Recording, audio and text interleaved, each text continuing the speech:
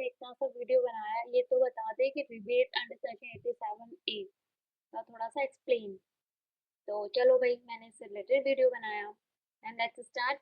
Rebate of income tax under section 87A। ठीक है, तो फाइनेंशियल ईयर 2015-16 में 2000 का रिबेट मिलता था। कब? Applicable only income is less than 5 lakh. 16-17 में रिबेट की अमाउंट 5000 कर दिया और इनकम स्लैब 5 लाख तक रखा। और अभी फाइनेंशियल ईयर 2017-18 में 2500 का रिबेट कर दिया है और इनकम स्लैब किया है 3,50,000। तो मैंने कुछ एक शोइंग के पॉइंट्स बनाए हैं। ये देखो कैसे रिबेट का स्ट्रक्चर होगा। सबसे पहले income under the head of salary, 5 head होते हैं income under the head of salary, under the head of house property, business and profession, capital gain and other source. पांचों हेड से हमने ग्रॉस टोटल इनकम निकाल लिया। Less फिर deductions under section 80C to under section 80U deductions करा। Net हमारा total income आ गया। देन अगर ये हमारी total income should be less than 5 lakh होना चाहिए, और अगर इसके अकॉर्डिंग 5 लाख से लेस देन हुआ तो इतना रिबेट मिलेगा, इस साल में अगर आएंगे तो इतना। और अब जो बजट आया उसमें 3.5 लाख का कर दिया है तो 2,500 का रिबेट मिलेगा। तो हमने 5 लाख लिया है फॉर एग्जाम्पल। ठीक है, रिलीफ आपको कितना मिल जाएगा 5 लाख के केस में? 15-16 में बात करें तो 2,000 का, 5,000 का, इसमें 2,500 का। ठीक है, डिपेंड ऑन फाइनेंशियल ईयर, ये आपको ध्यान रखना है, ये किस फाइनेंशियल ईयर में कितना रिबेट अमाउंट किया हुआ है। ठीक है, देन हमने टोटल इनकम निकाल लिया, टैक्स पेबल लायबिलिटी निकाली एज पर स्लैब रेट। फिर उसके बाद हमने income tax rebate under section 87A 2000 less कर देंगे। और रिबेट कैसे मिलता है?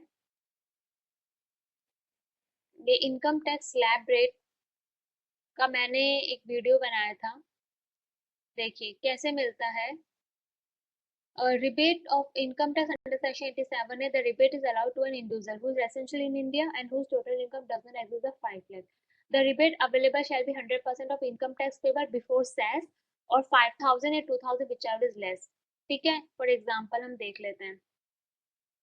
तो मैंने एक छोटा सा एग्जाम्पल बनाया। Mrs Sudha Gupta had the following details during the financial year 15-16। तो असेसमेंट ईयर हो जाएगा इनका 16-17। तो फाइनेंशियल 15-16 मतलब 2,000 का रिबेट 5 लाख के केस में। क्वेश्चंस को हम पढ़ते हैं। Salary receive from message this private limited में जॉब करते हैं तो वहां से इनको सैलरी रिसीव हुआ 1,92,000। Interest from saving bank account, ये इनकम फ्रॉम अदर सोर्सेज का पार्ट हो जाएगा।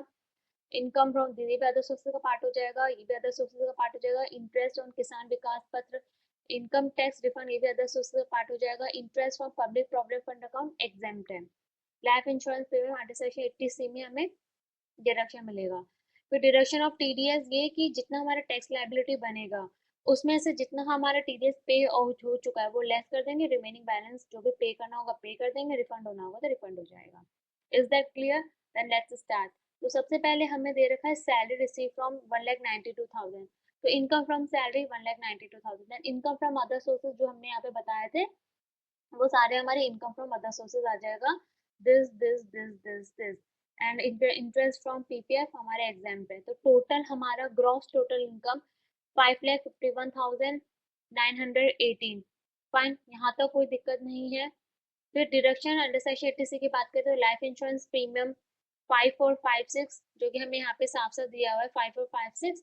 और हमें सिर्फ ये एक ही डिडक्शन और पीपीएफ अमाउंट में भी डिपॉजिट का है क्या? ठीक है, नहीं है। तो हमें पीपीएफ अकाउंट का 60,000 क्वेश्चन में गिवन है।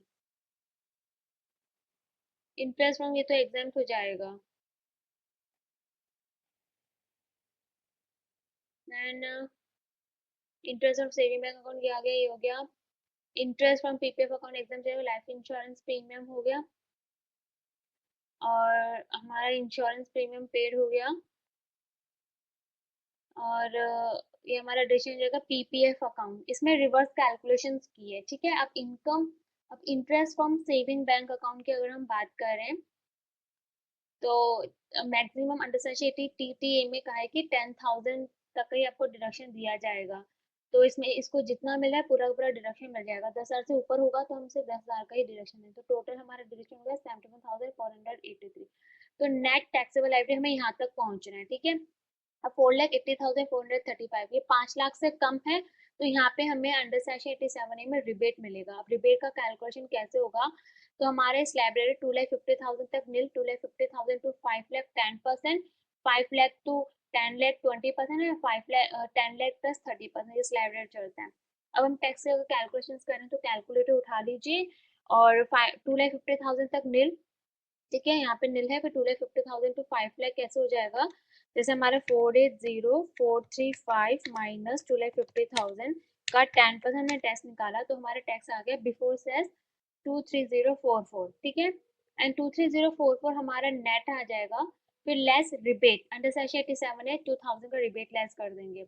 और अगर 5,000 का रिबेट है फाइनेंशियल ईयर के अकॉर्डिंग देखें तो 5,000 आ जाएगा, तो इसमें से इसमें लेस किया तो नेट टैक्स पेबल आपको इतना करना पड़ेगा।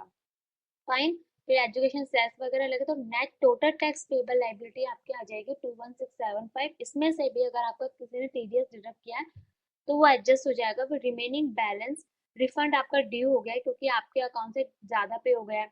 और जैसे टोटल टैक्स लाइबिलिटी आ रहा है आपको 21675 और आपने पहले टीडीएस आपका डिडक्ट हो गया है 27874 माइनस 6377, तो आपको तो रिफंड बन गया है, तो आप रिफंड क्लेम कर देंगे।